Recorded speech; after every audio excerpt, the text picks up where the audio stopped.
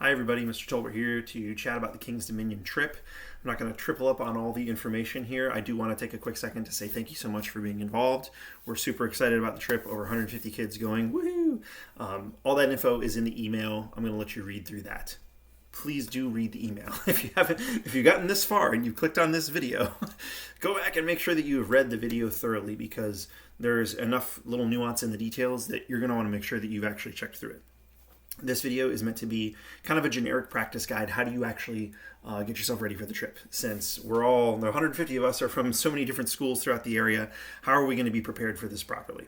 So item 3 in the email here has all the music in a folder for you. Get that.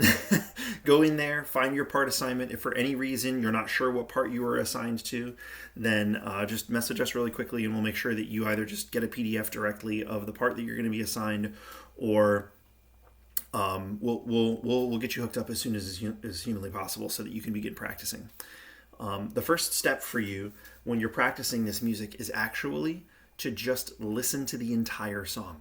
You want to listen to the entire song in the main folder of all this practice guide stuff. At the very bottom, there's a file that says Suite of American Music Full Ensemble Recording. It's not a real recording. It's the one that comes out of the music software with all the little kind of stinky versions of the sounds of the instruments, but it's actually pretty solid. It's amazing that we have this technology that we can just say, hey, here's a quick idea of what it's supposed to sound like. And you should know what the whole song sounds like.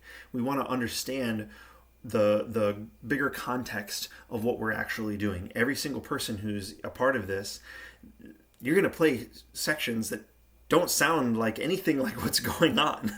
So you're going to need to very, very carefully, you're going to need to very thoroughly understand the larger context. Listen to the whole song, listen to it again, listen to it again, listen to it again, get it a little stuck in your head. Fortunately, the mashup of the 3 tunes that are put together into this one song are all relatively familiar to you.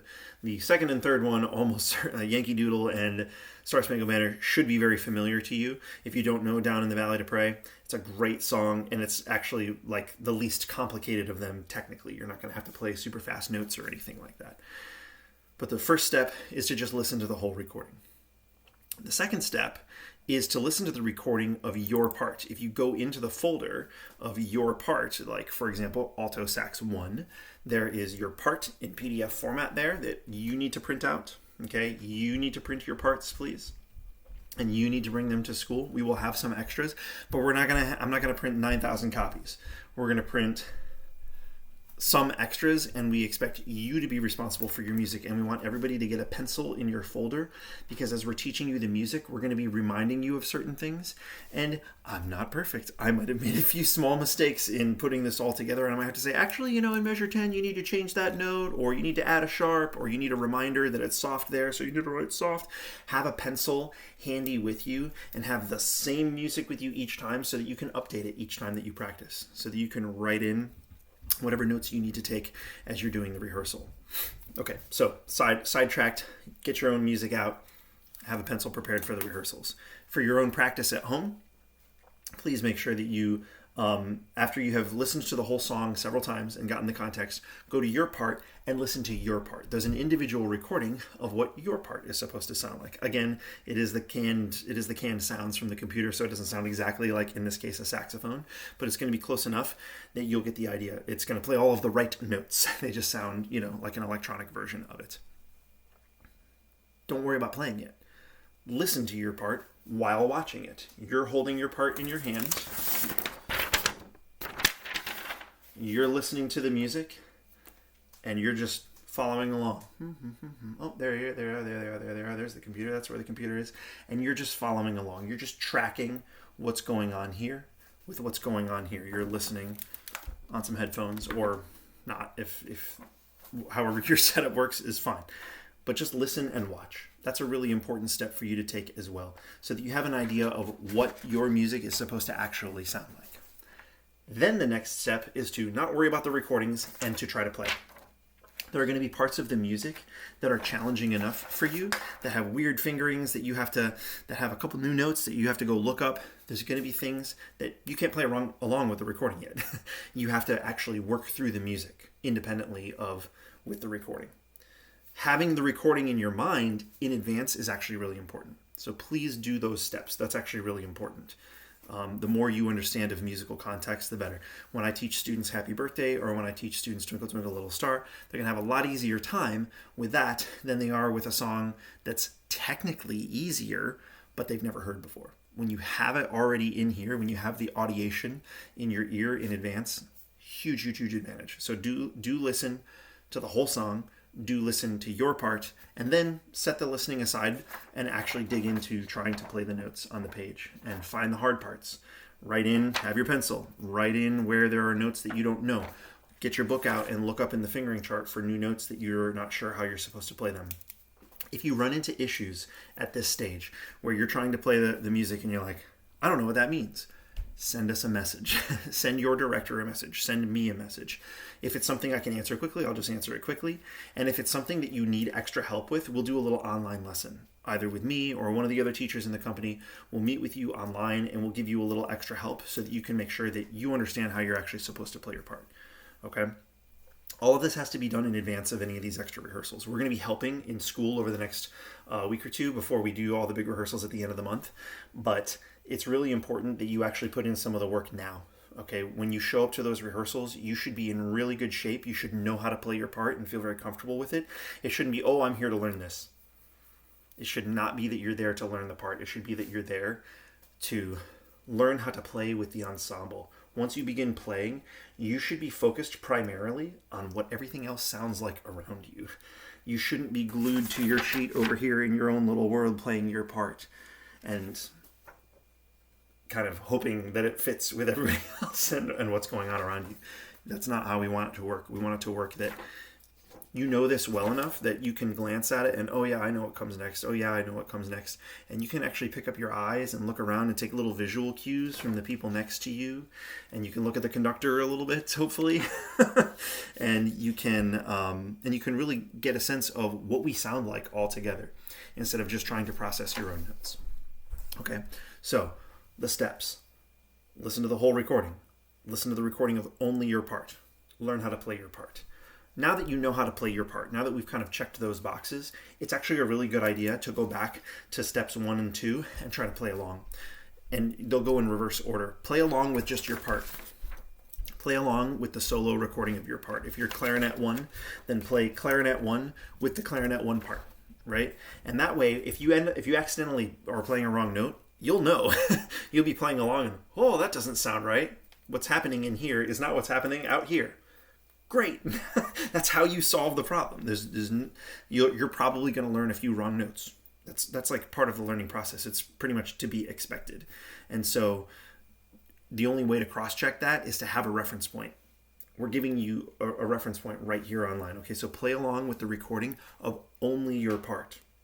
When you feel like you can do that, when you can keep up, the speed that these recordings are going is close to the speed we'll perform. It's never perfect, right? When we're there in person, it never goes exactly like it sounds in the recording. We're gonna pick speeds that are appropriate for us. They may be a little bit slower, they may be a little bit faster. If you can hang with the recording, you're gonna be fine with the group, okay? And then try to play along with the entire ensemble. That's kind of the last step of this whole practice process. If you play along, if you can play along, that is to say, your part well, not necessarily perfectly, okay? I don't need perfect by the date of the performance. I would love perfect. But if you can play along without getting lost, without any trouble, when the recording of the whole orchestra is in your ear, now you're totally ready. Now you're actually ready. When you show up at rehearsal, that's what's going to be happening. You're playing your part and the whole orchestra is going. So it's really, really important that you have tried that out many times, not several, not a few, not one or two, many times before you show up at the joint rehearsals so that you're used to that experience. And then what we're doing in that is figuring out, oh, what does it actually sound like instead of the canned sounds from the computer, but like, what does it actually sound like all together?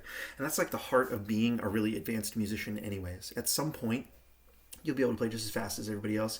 You'll be just high, just as loud. Those are actually not the challenging things to learn on instruments. When you hear a lot of fancy playing, oftentimes that's cool and impressive. And don't get me wrong, like there are levels and then there are levels, and some people can play really fast and really high and really and all that stuff.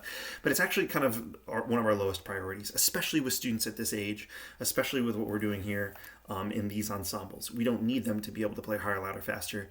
We need them to be learning about how to play together. That's a really, really difficult skill. Really, really, really difficult skill. It's very much like a team sport where you can be the fastest person on the field. And if you have no team skills, if you can't find the open player, if you don't know how the plays work on your team, if you don't know your own teammates and how fast they are and what their different skill sets are, you're not a particularly helpful teammate. It's great that you're fast, but it's the same thing here. You need to be able to gel with the team. And for us, what that means is knowing our own part well enough that when we show up for the whole group, we can actually spend our attentional resources on being all together. Quick note, when you're practicing, one on, one off.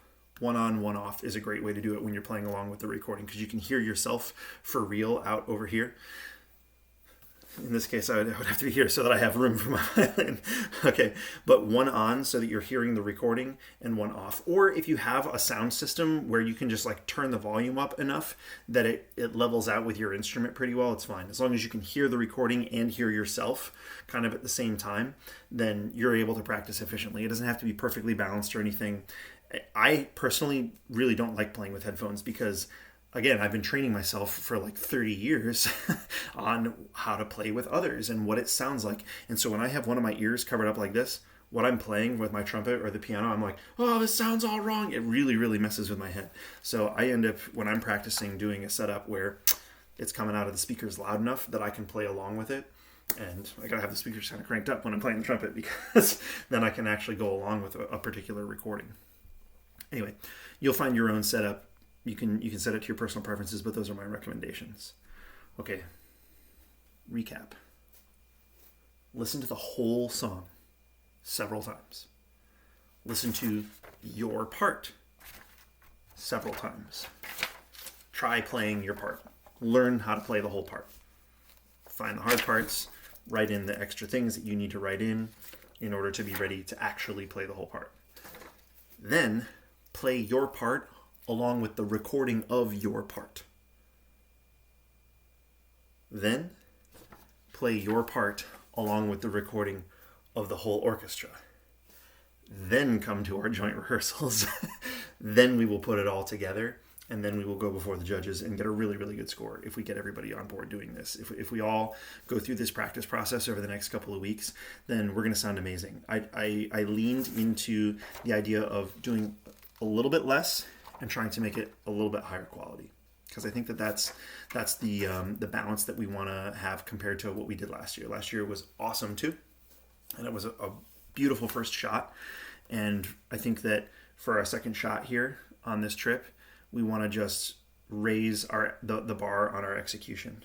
And so that's why I did the music myself, for what it's worth. I wanted to like make it the correct difficulty level for our students. And I think that this is really close. I'm sure it's not perfect, but I worked pretty hard on thinking carefully about what the kids are capable of and who is going to be able to do what. And so, yeah. All right. We'll end there for now. Plenty more information coming. Thanks for watching through this. Thanks for doing the extra practice. And I look forward to seeing you in class, for those of you who I'll see this week. And for those of you who I won't see until the extra rehearsals, looking forward to seeing you then. Alrighty, take care now. Bye-bye.